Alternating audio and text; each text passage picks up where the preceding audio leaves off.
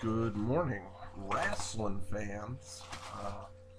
It's about 11:30 p.m. now. I've had a little bit of time to reflect about Monday Night Raw here on January the 9th, 2012. Wait, I'm getting ahead of myself here. I forgot the best opening tagline in webcam history, and that would be live from my girlfriend's bedroom. It's me and Papa. Look at Papa. Look at Papa. Is so handsome. Okay. Here's Johnny. Whee! So, this is the thing, guys. Had my girlfriend watch wrestling with me tonight, and I'm pretty sure that was a mistake. Not because it's bad to spend time with her, but because the show was so bad. What the fuck am I supposed to show her to show off about? Like, this is something she's really gonna want to watch? No, it was fucking terrible. And here's why. Let's go down the list of things that failed tonight. First off, we're gonna start off with Kane, and we're gonna talk for like 10 minutes before we get the interruption and we get Cena to come out. Too much. Didn't need all that shit. Just get on the show, guys.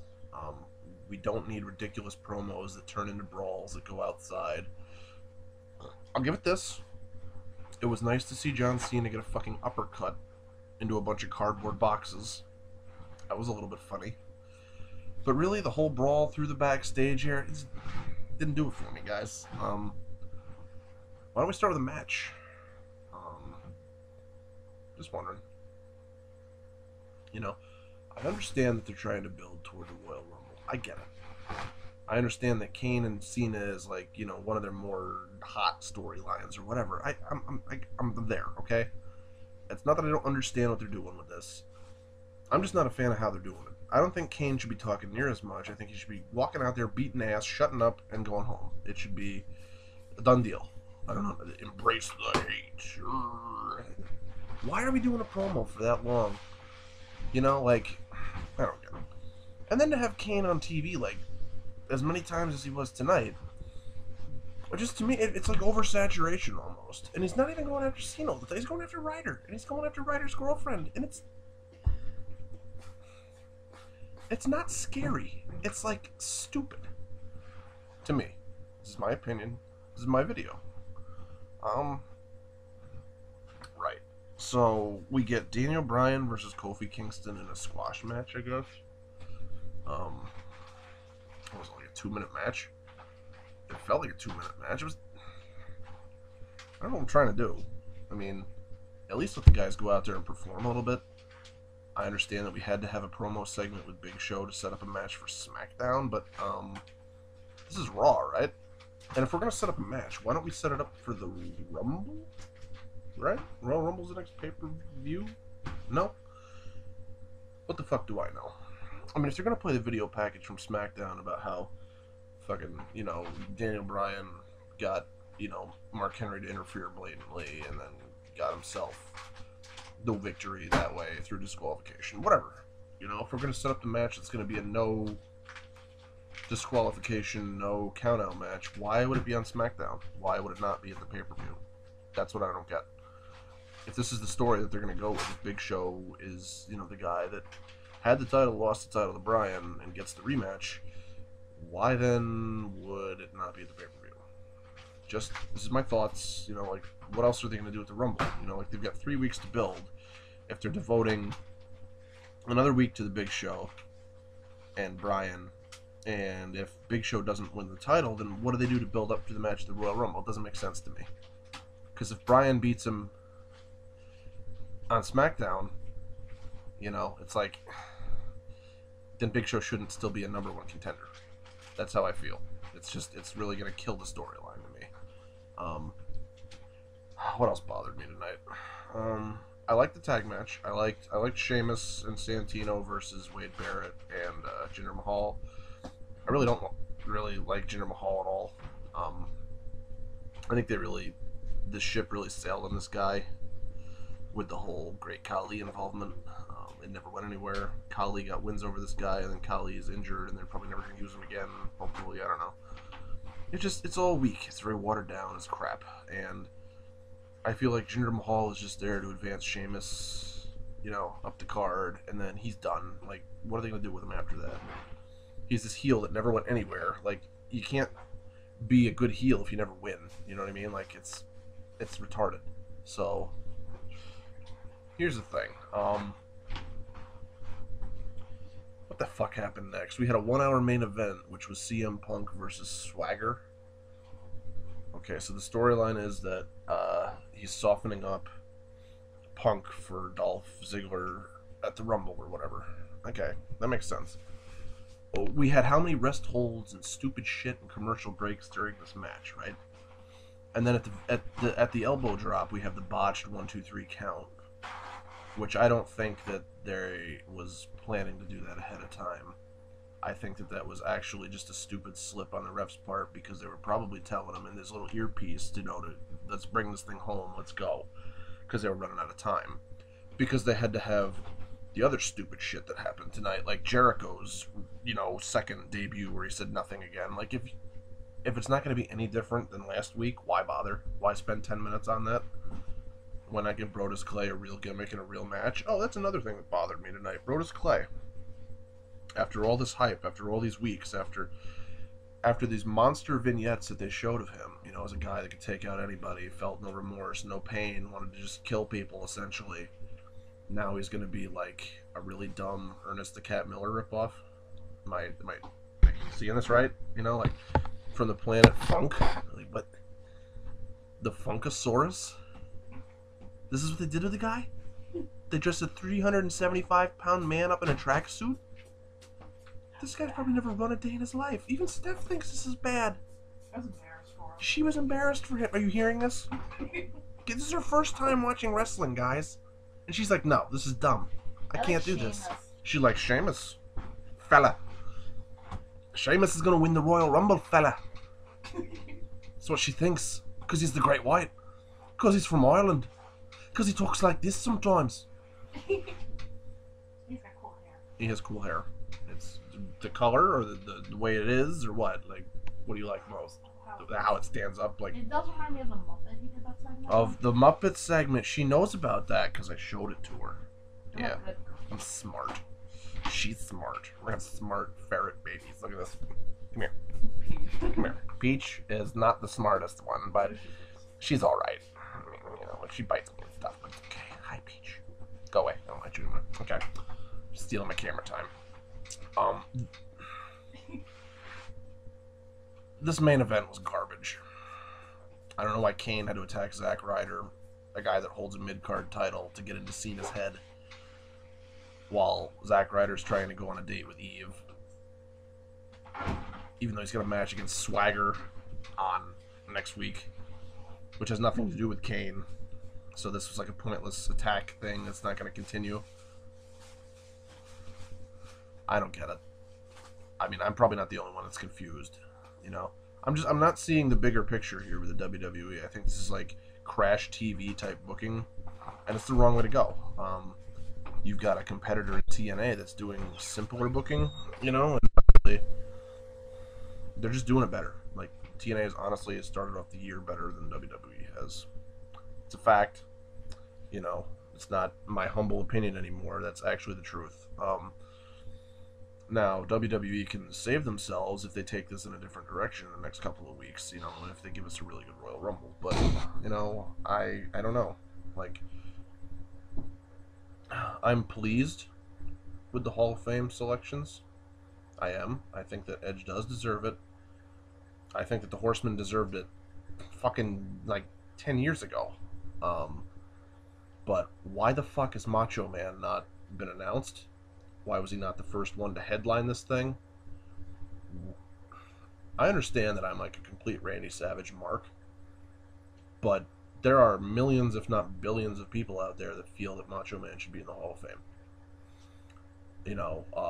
When they did the whole, tribute video, after Macho Man passed away, Jerry the King Lawler was on the air saying that Macho Man is a Hall of Famer. He's Hall of Fame quality. He always will be a Hall of Famer and all that shit. But he's not. He's not in the Hall of Fame. So explain to me why Edge, a guy that's got like, a million years left to live, is going to get into the Hall of Fame before a guy like the Macho Man. One of the guys that Edge went and saw as a child. Macho Man has been quoted by people like Jericho as the reason that they got into the business, because they used to reenact him versus Steamboat with their friends, in their basement. They would put mattresses up against the walls and stuff and bounce off of them and do the whole match. Like, it's really a shame, and they're pissing me off with this. Boy, this John Cena Kane stuff, if this doesn't lead to their own separate match at the Rumble, it's all been for nothing. If they just end up eliminating each other in the Royal Rumble match itself, I think that'll be very wasted. They need to have their own grudge match. They should not be in the Rumble. They can have a Rumble without John Cena. They have plenty of other guys that deserve to win this thing that don't need to have him anywhere near the fucking match.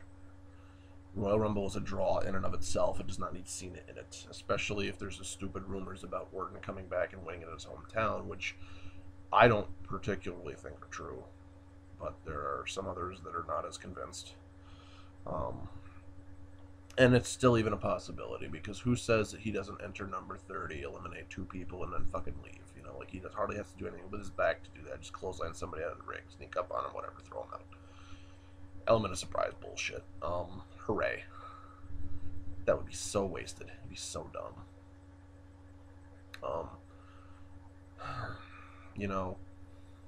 I'm really upset about this whole Jericho thing, because they fucked up last week. It's my opinion. You guys can think whatever you want, but they really did fuck up last week, to me, and to Dream Boy, and to, a lot of other people here in the YWC. And it's not that we don't get this bigger picture, this whole heel turn. He's just doing this to, piss off internet fans, or, get classic heel heat and all this shit. Like, he's good enough to do that without this long, drawn-out bullshit where we could just have other wrestlers that aren't featured on the product every week, like Alex Riley's, Drew McIntyre's, fucking Mason Ryan's that we saw backstage in some dumbass segment with The Miz trying to get him as his bodyguard. Really? That's how you're going to put him on TV? For 2 seconds? Have him go out there and clothesline somebody's head off. That's what I want to see. If these guys were champions in your FCW thing, how come you don't even fucking use them when you call them up? That's what I want to know. That's what I don't understand. I'm belching up some meatballs right now that I made last night. They were really good. They're very garlicky. And, wow. Alright, honestly, I really did not like this Raw tonight. I expected a lot more. I probably shouldn't have had my sights aimed so high because, it's WWE. They're going to give us the same old shit until they absolutely don't have to anymore. For all you guys out there that are really happy about the Daniel Bryan spotlight thing, it's going to be a flash in the pan kind of thing. In 20 years, we're going to look back, and it's really not going to have mattered. I don't want to be like the fucking buzzkill here, but that's the truth. He did not have a really defining moment when he won the title in the first place. This is his first title run, and they're not going to allow him to go into WrestleMania as a champ. You know damn well they're not going to do that. If they do that, he's going to lose. And he's going to lose terribly. And it's not even going to be like a fucking loss where you can say that he put on a great enough match. It'll be against somebody stupid. It'll be against like an Orton or something. Just, ugh. I don't even want to think about it. The CM Punk match with Swagger was alright. It didn't do anything to super duper impress me. It was 2 guys that, know how to work a match, go out there and have a match.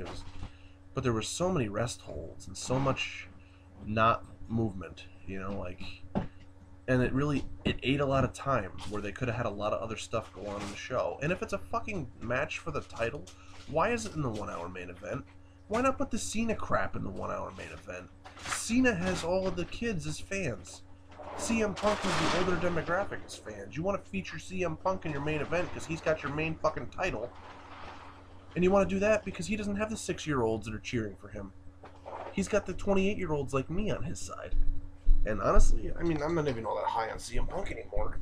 Needless to say, I know it's like blasphemy here in the fucking internet YouTube community, but dear God, like, I'm sick of it. Like, he's bland. It's watered down now. They fucking killed it with Triple H at the beginning of this whole thing, you know, going into Hell in a Cell and afterward at the fucking at TLC. It just really, ugh. I'm disappointed, and I don't think I've actually recovered from that. And I think that that's blurring over into the new year. And as much as, you know, people want to give WWE a pass, like, it's compounding for me right now. Like, I feel like it's just kind of getting worse. Like, I mean, I like the idea that Kane's back. They want to make Kane a big heel fucking guy, but, you know, like, have him actually take Cena out. Why do we have to keep seeing it all the time? He should have come, attacked Cena, injured Cena, so he gets him off TV and keeps him fresh instead of on TV every week. It would have made guys like CM Punk look all that much better because they wouldn't have had to fucking contend with Cena for time on the show. You could have had the Jericho segment, you know, actually do something, or maybe mean more, because it wouldn't have had a dumb Cena ending like it did last week with Kane dragging somebody to hell, and then Cena makes the save like a big hero. Go die in a fire, preferably the one that was coming up from under the ring. Like, I'm just not impressed. So I guess it's turned into a big fat rant, and, you know, I really don't blame myself for it. If you stuck through it, please, you know, put your comments down below and let me know why you either think that I'm a genius or a fucking tool. You know what I mean? Like, you have to either agree or disagree with some of the stuff that I just said. You're a handsome genius. I'm a handsome genius. Thank you, honey. I'm gonna get her on camera sometime. You guys are gonna eat it up. Eat it like pie. My pie. Don't you fucking touch. So, for the Live from My Mother's Basement show, this has been Johnny, the Heartthrob Ginger Snap. Oh yeah, don't forget it. It's my name in the FCW Fed that we're doing with James Morehouse, aka the Black Rose 1991.